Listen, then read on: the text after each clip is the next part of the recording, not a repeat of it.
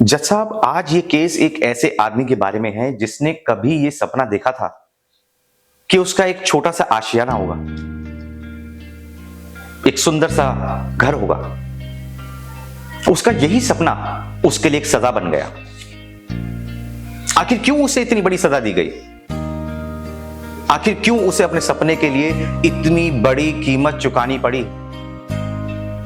वो कौन लोग हैं जो लोगों की उम्मीदों को इतनी बेरहमी से कुचल देते हैं? आखिर क्यों एक आम आदमी को अपना सारा काम छोड़कर इस अदालत में आना पड़ा न्याय मांगने के लिए? केवल न्याय। अरे वकील साहब, इतना इमोशनल काहे हो रहे हो? सीधा मुद्दे की बात कीजिए ना।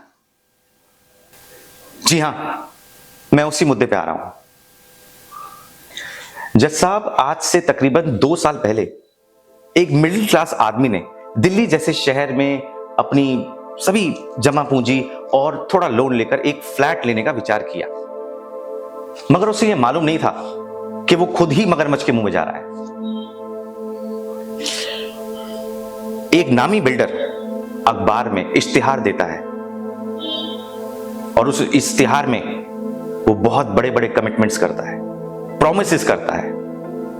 इसी इश्तिहार को देखकर मेरे क्लाइंट ने उनकी सोसाइटी में एक फ्लैट बुक किया, जिसमें बिल्डर ने बहुत बड़े बड़े वायदे करे, प्रॉमिसेस करे और अपने सभी खरीदारों को यह वायदा भी किया कि उनको उनके सपनों का घर मिलेगा। अफसोस, ऐसा कुछ नहीं हुआ। क्यों? ऐसा नहीं हुआ क्या? जनाब, मेरे क्लाइंट ने अपने खरीदारों को बिल्कुल उनके सपनों का घर ही दिया है। और आप गौर फरमाइए, मेरे क्लाइंट की सोसाइटी का नाम सपनों का घर ही है।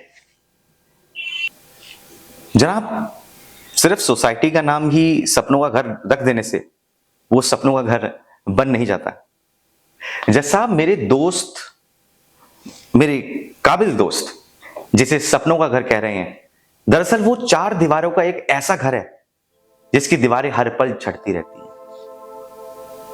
अगर उन दीवारों पर एक कील ठोकने की कोशिश की जाए तो वो कील वहां रुकेगी नहीं, वो गिर पड़ेगी और साथ ही में उस दीवार से वो बुरादा भी गिरेगा। इस घर में 2 कमरे हैं। दोनों ही कमरों की दीवारें सीलन से ढकी हुई हैं। घर की tiles, bathroom fittings, leakage, seepage, इन सब के बारे में तो कहना ही क्या है। इस घर के अंदर जो खिड़कियां लगी हैं वो इतनी कमजोर हैं, अगर उन पर एक हाथ जोर से लग जाए तो वो कभी बंद नहीं होंगी। घर के अंदर के जो दरवाजे हैं वो कभी बंद नहीं होते क्योंकि वो सीलन से फूल गए हैं, लकड़ी के है ना।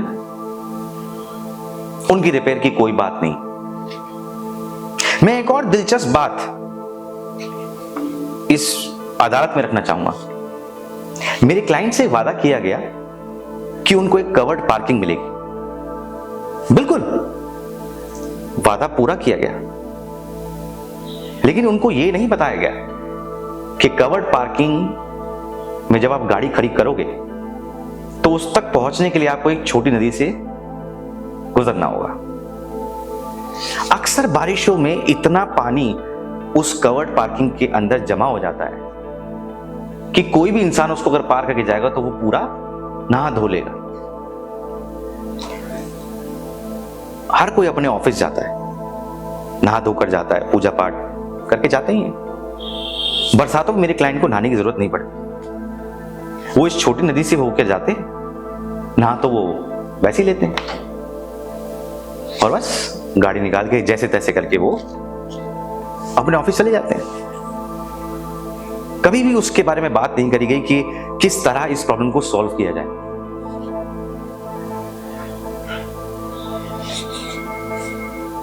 कमाल की बात है ये। जज साहब, आपकी इजाजत से मैं एक सवाल पूछना चाहता हूं अपने काबिल दोस्त से। अगर आपके क्लाइंट को इतनी ही कमियां दिख रही थी उस फ्लैट के अंदर, तो खरीदा क्यों? तब कोई कमी दिख नहीं रही थी उस फ्लैट के अंदर? नहीं, मतलब एक बात मैं बोलना चाह रहा था जज साहब, उस फ्लैट के अंदर ऐसी कोई कमियां नहीं थी। उस फ्लैट को खरीदा तो खरीदा, मगर 1.5 साल तक ऐशो आराम से उस फ्लैट के अंदर रहा भी गया बिना किसी शिकायत। और रहे तो रहे, उस फ्लैट को इनके क्लाइंट ने आगे एक और खरीदार को बेच भी डाला। Isn't it amazing? जिस फ्लैट के अंदर इतनी कमियां हो, उसके अंदर रहो भी, कंप्लेन भी करो और उसको बेच भी दो। वाह! जी जनाब, ये बिल्कुल सच है कि मेरे क्लाइंट उस फ्लैट में 1.5 साल तक रहे, लेकिन ये बिल्कुल सच नहीं कि उन्होंने कभी कंप्लेन नहीं करी। उन्होंने कई बार कंप्लेन करी, ईमेल्स भेजे, मैसेजेस भेजे, खुद भी कई बार मेंटेनेंस ऑफिस के चक्कर काटे, मगर सामने से कोई मदद नहीं आई। अगर आया तो एक झूठा वादा, एक झूठी उम्मीद कि हम सब सही कर देंगे, बहुत जल्द सही कर देंगे। That's it. आज के लिए कोर्ट की कार्रवाई रोकी जाती है। बाकी की सुनवाई अगली तारीख पर होगी।